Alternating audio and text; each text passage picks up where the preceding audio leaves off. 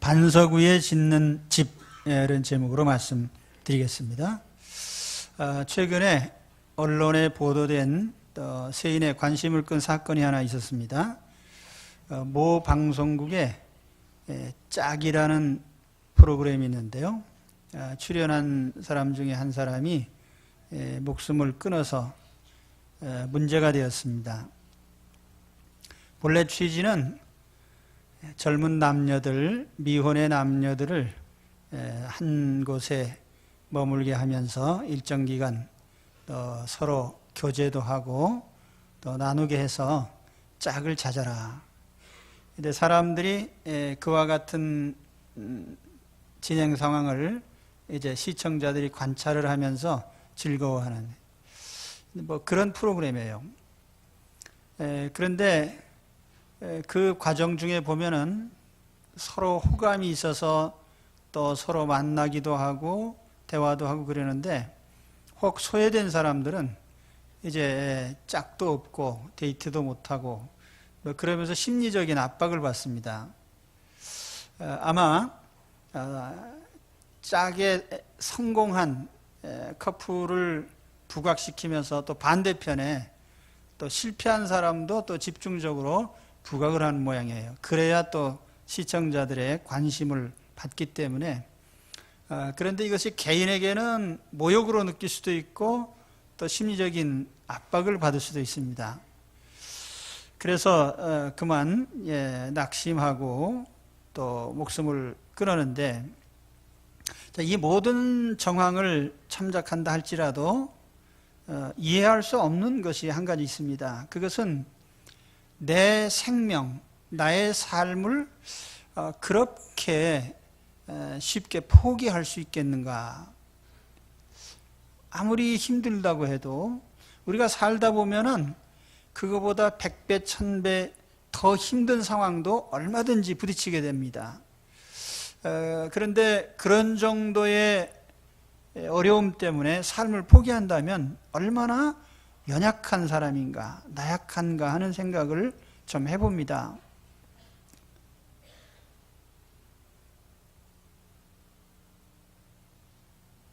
오늘 말씀이 집 짓는 얘기인데요. 우리 인생은 집을 짓는 것과 같습니다. 인격의 집을 짓고 또 신앙의 집을 짓습니다. 그런데 이 집이 든든하지 못하면 무너져요. 오늘 말씀에 있듯이 비가 오고 바람이 불고 홍수가 나면 견디는 집이 있고 무너지는 집이 있습니다.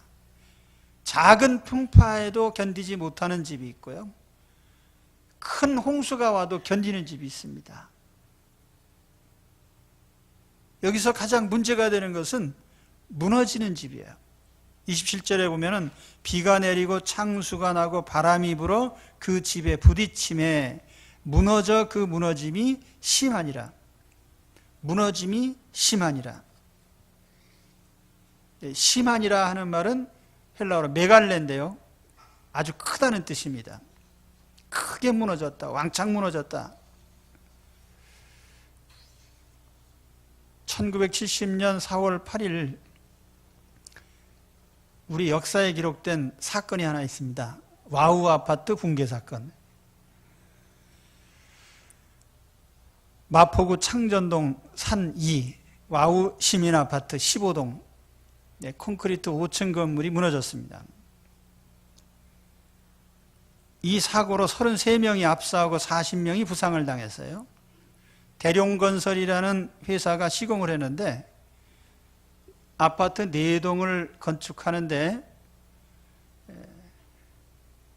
조성비, 택지 조성비를 제외하고 평당 건축비가 당시 돈으로 10,000원입니다.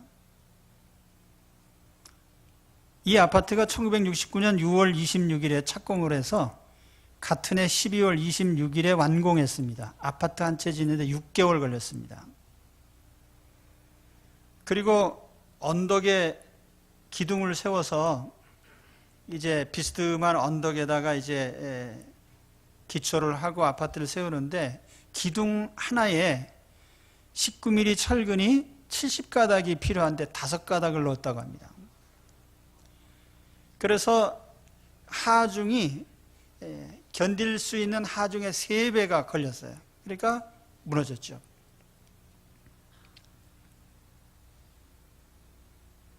무너질 수밖에 없는 건축물. 우리 사람도 그렇습니다. 우리 인격의 집, 우리 신앙의 집, 스스로 무너져 버리는 건물이 될 수는 없겠죠.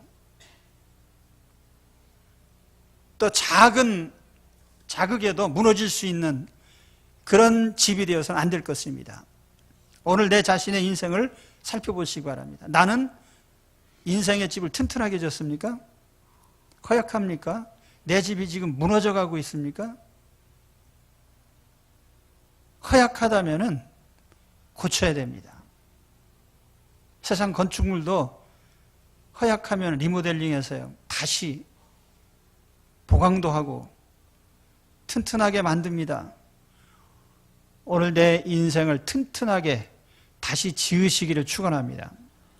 그리고 오늘 이 말씀을 통해서 자, 과연 내가 인격의 집과 신앙의 집을 어떻게 하면 더 튼튼하게 지을 수 있을까? 이 점을 우리 말씀을 통해서 같이 나누고자 합니다. 집이 무너지는 이유는 비바람, 풍파죠. 비가 내리고 창수가 나고 바람이 불어 그 집에 부딪히되, 이스라엘 땅의 기후를 보면 대체적으로 우기와 건기로 나뉩니다. 건기에는 비가 오지 않기 때문에 거의 모든 냇물이 다 말라버립니다. 그래서 이 물이 흐르지 않는 이런 냇물들을 와디라고 하는데, 이제 간혹 보면 유목민들이 거기다가 텐트를 치고 생활을 합니다. 우기가 되면은 비가 갑자기 와서 물이 흐르게 돼요. 이 창수가 난다고 하는 오늘 말씀의 이 표현이 영어로 번역하면 리버입니다. 강물이 되어버려요. 갑자기 물이 흘러서, 혹은 플러드라는 말로도 번역했는데 홍수가 나요. 그러면 거기 있던 텐트가 떠내려가 버립니다. 이러한 배경으로 오늘 이 비유의 말씀을 하셨습니다. 집의 가치는 내구성에 있어요. 지금 우리나라에 유네스코에 등재된 문화유산, 자연유산 빼고 7가지가 있습니다. 근데 대부분의 건축물들이 다 내구성이 있는 것들이에요. 그래, 잘 보존된 것이죠. 유럽의 문명들을 보면 대개 석조 문명입니다. 그래서 그리스나 로마 같은 데는 유적이 굉장히 많이 남아 있어요. 2000년 전 것도 아주 말짱하게 남아 있습니다. 우리 문화재는 대부분이 목조이기 때문에 소실이 되고 없어지죠. 그래서 잘 보존되는 것이 이 건축물의 가치가 있는데, 인생도 그렇습니다. 아무리 멋진 인생이라도 비바람을 견디지 못하고 넘어지면 가치가 없습니다. 그렇다고 해서 세상에 비바람이 없는 인생이 있나요? 우리는 항상 비바람을 맞고 살게 돼 있습니다. 그렇기 때문에 어려움이 올 때, 이 어려움 없는 세상은 어딘가라고 찾아봐야 할 것입니다. 이 세상은 항상 어려움 속에 있는 거예요. 우리나라에서 1년 동안에 무슨 일들이 일어나는가, 제가 얼핏 살펴보니까 이렇습니다. 2012년 전국의 이혼 건수가 11만 4천 건입니다. 매년 10만 명의 아이들이 부모의 이혼으로 마음의 아픔과 고통을 겪습니다. 2013년에 서울 지역에서만요, 길에 버려진 아이가 239명입니다. 매년 1000건의 살인 관련 사건이 발생합니다. 매년 2만 건이 넘는 존속 폐륜 범죄가 발생합니다. 매년 22만 건이 넘는 교통사고가 발생합니다. 매년 400여 개의 법인이 파산하고 6만여 명이 개인 파산합니다. 연간 170만 건이 넘는 범죄가 발생하고요, 25만 명이 죽습니다. 우리가 이런 속에 살고 있습니다. 여기에 개인적으로 전혀 관련이 없는 사람이 얼마나 있을까요?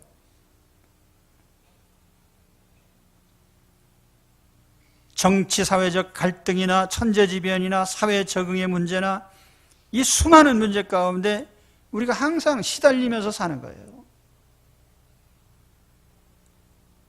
비바람과 홍수는 항상 다가옵니다. 이 도전 속에서 사는 것이 우리 인생이에요. 그래서 이걸 이런 것이 없는 세상은 없을까? 없습니다. 그러니까 우리는 항상 그런 도전을 당연한 것으로 받아들여야 돼요. 그리고 그것을 견딜 수 있어야 됩니다. 우리 신앙의 도전도 마찬가지예요. 우리 신앙의 집을 짓는데 너 신앙의 집 잘 져라 그러고 도와주는 사람 아무도 없습니다. 이단들이 와서 넘어뜨리려고 하죠. 교회 내부적인 갈등도 많습니다. 우리 교회 갈등으로 말미암아 가끔 신문에 나죠. 기독교 신앙에서 호의적인 사람도 있지만은 기독교 신앙을 부정적으로 바라보는 사람이 압도적으로 많습니다. 또 교회가 세속화되고 또 신앙 자체가 자꾸 변질돼요. 순수한 복음에서부터 떠나서 자꾸 물질주의로 변화돼요. 사람이 하나님의 교회에 오면은 영적인 축복을 받는 것은 도외시하고 세상적으로 물질적으로 잘 되는 것을 자꾸 추구를 해요. 기독교의 본질과 너무 거리가 먼 이런 가운데 우리가 신앙의 집을 지어가는 것이 매우 어렵습니다. 이러한 도전들을 우리가 마땅히 받아들이고 그 도전을 이겨야만 되는 거예요. 바람이 불고 비가 오고 홍수가 나더라. 바로 그것이 우리가 매일같이 사는 삶의 현실인 것을 우리는 인정하고 받아들여야 됩니다. 자, 그러면 이런 비바람과 홍수 속에 그러면 우리는 어떻게 해야 견딜 수가 있는가? 그것이 오늘 말씀의 초점이죠. 어떤 풍파가 온다 할지라도 결코 넘어지지 않는 집을 지을 수 있다. 그것이 뭐냐면 주초가 튼튼해야 돼요. 반석 위에 집을 지어라. 오늘 말씀 그렇게 요약을 합니다. 반석 위에 집을 지어라. 반석 위에 집을 지으면 어떠한 풍랑이 와도 풍파가 와도 전혀 문제가 없다. 그러므로 누구든지 나의 이 말을 듣고 행하는 자는 그 집을 반석 위에 지은 지혜로운 사람 같으리니 비가 내리고 창수가 나고 바람이 불어 그 집에 부딪히되 무너지지 아니하나니 이런 주추를 반석 위에 놓은 까닭이요. 무너지지 않는데 그 이유는 반석 위에 주추를 놨기 때문이다. 인생 건축의 핵심은 바로 그 주초에 있습니다. 주초, 기초, 기반.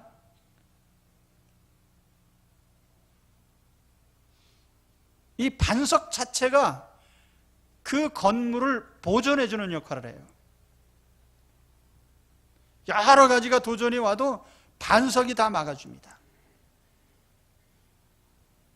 지금은 건물 설계를 할 때 내진 설계를 합니다. 의무적으로. 우리나라 같은 경우에 진도 5.5 혹은 6 이렇게 아마 5.5인지 6인지 잘 모르겠는데 하여튼 그 지진에 견딜 수 있게 설계를 합니다. 제가 찾아보니까 내진 설계도 있고 면진 설계도 있고 재진 설계도 있다 그래요. 중력의 하중만이 문제되는 것이 아니고 또 건물의 강도만 문제되는 것이 아니고 좌우로 흔들릴 때 측면에서 오는 이러한 압력을 어떻게 견딜 수 있느냐. 그래서 건물이 흔들려도 괜찮게 그래서 기반을 그렇게 조성을 해준단 말이에요. 반석 위에 우리가 집을 졌다고 하면은 그 건물은 그 기초의 안정성 때문에 어떤 경우에도 넘어지지 않습니다. 그래서 가장 중요한 것이 반석이죠. 우리 인생을 어디다 세울 거냐? 인격을 어디다 세울 거냐? 신앙을 어디다 세울 거냐? 반석 위에 세워라.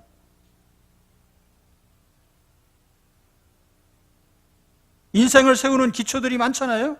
철학의 주초도 있고 지식의 주초도 있고 돈과 재물, 때로는 지위나 명성의 주초도 있지만은 그 모든 것은 다 허약한 것들입니다. 반석에 세워야 돼요. 그 반석이 뭡니까? 반석이 뭡니까? 돌발 퀴즈입니다. 성경이 말씀하는 반석은 누구죠? 어디죠? 예수님이죠. 예수 그리스도 인격. 예수 그리스도. 자, 반석하면 생각나는 사람이 있죠? 누굽니까? 베드로. 수제자. 베드로라는 이름 페트로스입니다. 헬라어로 하면. 페트로스라는 그 뜻은 페트라라고 하는 바위라는 뜻입니다. 베드로의 본래 이름은 시몬. 히브리식으로 하면 시므온. 근데 예수님이 베드로 만났을 때, 야, 너는 이제부터 베드로다. 페트로스. 너는 바위야, 바위.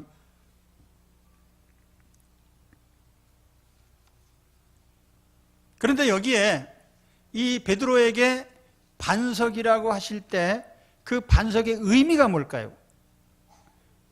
이게 왜 중요하냐면은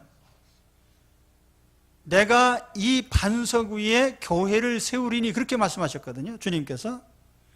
그래서 그 귀절을 로마 캐톨릭 교회는 그것을 베드로 인격 위에 교회를 세운다고 생각을 해요. 다시 말하면 베드로를 초대 교황으로 보는 하나의 근거가 되는 겁니다.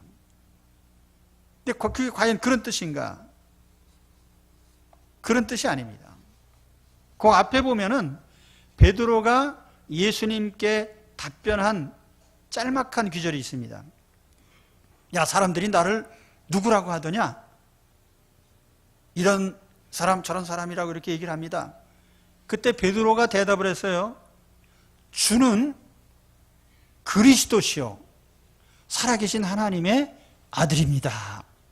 여기에 세 가지 칭호가 나와요. 주, 그리스도, 하나님의 아들. 그것이 바로 반석의 의미예요. 반석은 무엇입니까? 예수 그리스도. 주 그리스도 하나님의 아들이신 예수 그리스도가 반석입니다. 그리고 예수 그리스도를 믿는 그 신앙이 반석인 것입니다. 그래서 예수 그리스도를 믿는 그 신앙의 반석 위에 교회를 세우시겠다는 뜻이에요.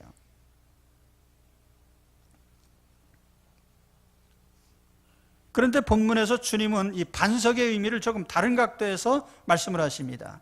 반석이란 뭐냐? 이 모래하고 대조가 되죠. 반석이라는 것은 주님의 말씀을 듣고 실행하는 것이다. 그럼 모래는 뭐냐? 듣고 실행하지 않는 것이다. 이게 듣고 실행하느냐, 실행하지 않느냐, 여기에 모든 초점이 맞춰져 있습니다. 주님의 말씀을 실행하면 반석이고 주님의 말씀을 실행하지 않으면 그건 모래입니다. 그러므로 누구든지 나의 이 말을 듣고 행하는 자는 그 집을 반석 위에 지은 지혜로운 사람 같으리니 26절에 나의 이 말을 듣고 행하지 아니하는 자는 그 집을 모래 위에 지은 어리석은 사람 같으리니 반석 위에 지었느냐? 모래 위에 지었느냐? 그것은 실행하느냐? 실행하지 않느냐에 달려있는 겁니다. 앞서서 반석은 예수 그리스도를 의미한다고 했습니다. 또한 예수 그리스도를 구주로 믿는 신앙이 반석이라고 했습니다. 그러면 여기에서 자, 듣고 실행하면 반석이라고 했는데 그럼 이것은 믿음을 의미하는 것이 아니고 다시 말하면 믿음이 반석이 아니고 또 행위가 반석이냐? 그런 의미는 아니란 말이에요. 신앙과 행위는 늘 말씀드리지만 항상 하나입니다. 신앙과 행위는 항상 하나예요. 신앙만 있고 행위가 없는 그 신앙은 있을 수도 없고 존재하지도 않습니다. 그런 의미에서 참 신앙은 행위로서만 증명할 수 있고요. 이 말씀의 의미를 이렇게 정리할 수가 있습니다. 참 신자는 예수님을 구주로 믿고 영접한 사람이다. 그리고 그런 사람은 주님의 말씀을 듣고 실행에 옮긴다. 그 사람이 반석 위에 집을 지은 사람이다. 여러분 예수 그리스도를 구주로 믿으십니까? 주님의 말씀을 들으셨습니까? 실행에 옮겨야 됩니다. 그래야 내가 믿는 그 믿음이 입증되는 거예요. 자, 반석 얘기를 했는데 그럼 모래는 뭐죠? 모래라는 것은 이단 사상을 가리키는 것도 아니고 우상 숭배를 가리키는 것도 아니고 인간 철학을 가리키는 것도 아니고 그 어떤 잘못된 사상이나 가르침이 아니라 주님의 말씀을 듣기까지 했는데 실행에 옮기지 않는 것이 모래예요. 그러니까 모래라고 하는 개념은요, 자, 우리가 예수님을 구주라고 입으로 인정도 합니다. 설교도 듣습니다. 때에 따라서 우리가 봉사활동도 합니다. 그러나 주님의 말씀대로 살진 않아요.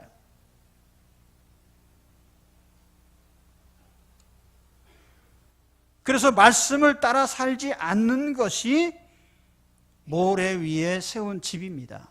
말씀 따라 살지 않는 거가 모래알이에요. 모래라는 단어가 상징하는 게 뭐겠습니까? 부스러지고 무너지고 허약하고 떠내려가고. 주님은 산상수훈 마지막 결론부에서 이 말씀을 하셨습니다. 오늘 내 인생의 모든 성패가 어디에 달려 있습니까? 주의 말씀을 듣고 실행하는 데 달려 있습니다. 만일 주님의 말씀을 듣고 실행하지 않는다면 그것은 전혀 효력이 없는 그림의 떡이고 종이 호랑입니다. 실효성이 없는 신앙이다. 이렇게 말할 수가 있어요.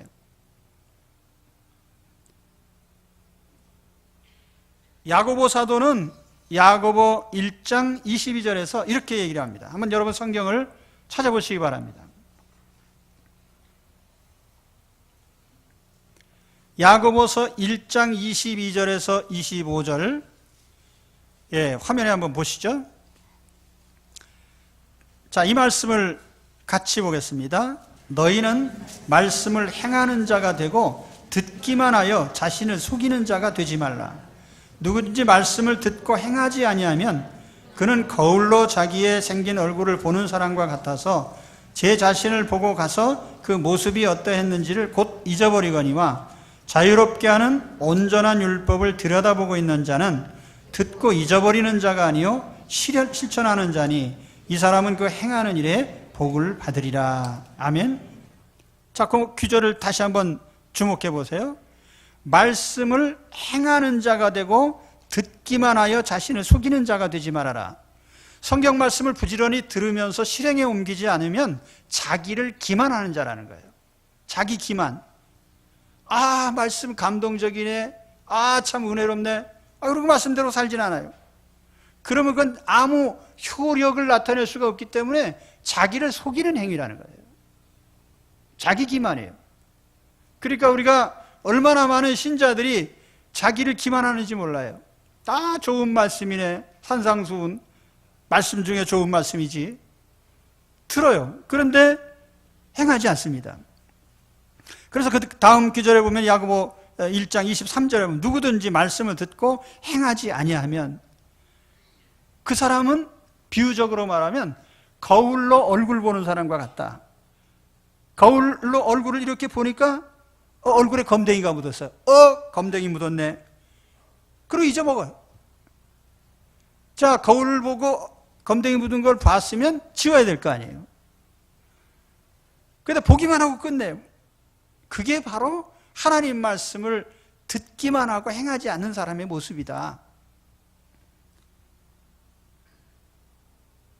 자, 그 다음에 25절에는 아주 재미난 말씀이 있습니다. 자유롭게 하는 온전한 율법을 들여다보고 있는 자는, 자, 그 율법을 가리켜서 어떻게 얘기를 했냐면 자유롭게 하는 온전한 율법이다. 이렇게 얘기를 했습니다.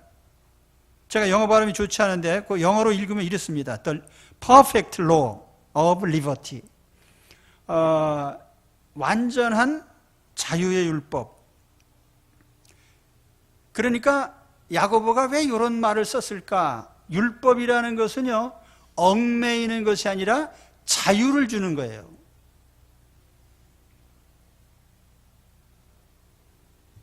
예수님을 구주로 믿으십니까? 그럼 아침에 일어나서 무슨 생각하십니까? 주여, 오늘도 복을 많이 주세요. 그런 기도를 하십니까? 내가 주님의 자녀로서 복된 길을 걸어가게 해주세요. 그런데 복된 길이라는 게 막연한 게 아니에요. 하나님은 모든 계명을 요약해서 하나님을 사랑하고 이웃을 사랑하라고 그랬어요. 하나님을 어떻게 추상적으로 사랑합니까? 하나님 사랑해요라는 고백입니까?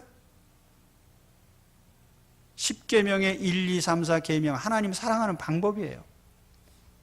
하나님 앞에 다른 신을 섬기지 마라. 우상숭배 하지 마라. 하나님의 이름, 하나님의 명예 조금도 훼손하지 마라. 하나님께 시간을 정해서 예배를 드려라. 여기에 여러분 추상적인 게 있습니까? 실천사항이에요. 그게 하나님 사랑하는 거예요.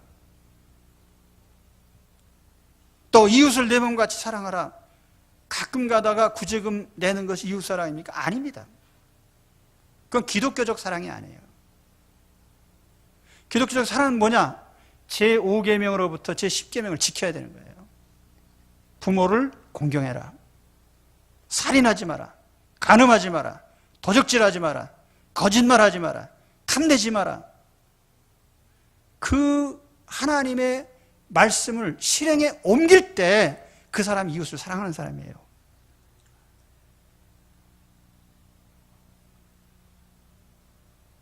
자, 다시 말씀을 돌아가서 봅시다. 산상수훈에는 믿으라는 말씀보다 행하라는 말씀이 더 많이 보입니다. 그렇다고 해서 예수 그리스도를 구주로 믿으라는 이 믿음을 소홀히 하라는 그런 뜻이 아니라, 당연히 우리의 신앙은 반석이신 예수 그리스도를 구주로 믿고 신뢰하는 것이 우리 신앙입니다. 그런데 실제적으로 실효적인, 우리가 현실적으로 영적 권세를 나타내고 능력 있고 힘 있게 세상을 이기면서 살아갈 수 있는 그 믿음의 권능이 뭐냐면, 그것은 하나님의 말씀, 주님이 하신 말씀을 실행에 옮기는 것입니다. 그래서 산상수훈은 마태복음 5장, 6장, 7장 읽어보시면은 거기에 믿으라는 그 믿음을 기반으로 해서 믿기 때문에 이렇게 해야 된다는 거예요. 자, 여러분, 거울만 보시고 아이고 검댕이 묻었네 그러고 잊어먹는 분이 되지 마십시오. 자기를 고쳐야 돼요. 고칠 건 고치고. 그래서 삶의 길을 항상 하나님이 원하는 바른 길, 바른 궤도에 올려놔야 됩니다. 그래야 우리는 실권 있고 실효성 있고 능력 있는 신자가 되는 거예요. 그럼 아까 야고보 1장 25절에 야고보 사도가 뭐라고 말을 했습니까? 자유롭게 하는 온전한 율법을 들여다보고 있는 자는 듣고 잊어버리는 자가 아니요 실천하는 자니 이 사람은 그 행하는 일에 복을 받으리라. 이 마지막 문구가 뭐예요? 그 행하는 일에 복을 받으리라. 자, 우리가 믿는 것은 누구나 다 믿는다 그래요. 여기 앉아 계신 분 중에 다 믿는다 그래요. 그런데 복 받을 사람은 누구냐 하면은 주님을 믿기 때문에 주님의 말씀을 실행에 옮기는 사람이에요. 자, 산상수훈 마지막에 결론입니다. 여러분, 정말 예수 그리스도의 권세를 가지고요, 실효성 있는, 정말 하나님께 복을 받는 이런 분들이 되십시오. 그것은 듣고 그냥 지식적으로만 하는 게 아니고요, 그 말씀을 실행에 옮기는, 거기서부터 모든 능력과 권세가 나타납니다. 그래서 그리스도 안에서 산상수훈 여러 주간 설교 들었는데 그때 뭐라고 하셨던가?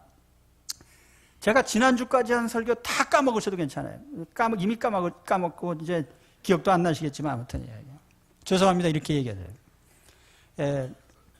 그렇지만 그래도 콩나물은 물을 막 주면 다 빠져나가잖아요. 그래도 콩나물은 자라요. 그래서 제가 여러분이 말씀을 여러 주간 듣고 잊으신 것에 대해서 나는 아무런 책망을 안 합니다. 당연히 잊어먹어도 괜찮아요. 근데 오늘 이 마지막 결론을 잊으면 안 돼요. 신앙의 능력은 어디서 나타나냐면 말씀을 듣고 실행한 데서 나타나요. 이게 산상수훈 결론이구나. 예수님을 구주로 믿기 때문에 주여 믿습니다 하는 사람보다 주님의 말씀 하나를 딱 받아가지고 실행에 옮기는 사람이 진짜 겁나고 무서운 사람이에요. 실력 있는 사람이죠. 오늘 여기 계신 여러분 바로 그런 신자들이 되시기 바랍니다. 기도하겠습니다. 하나님 아버지,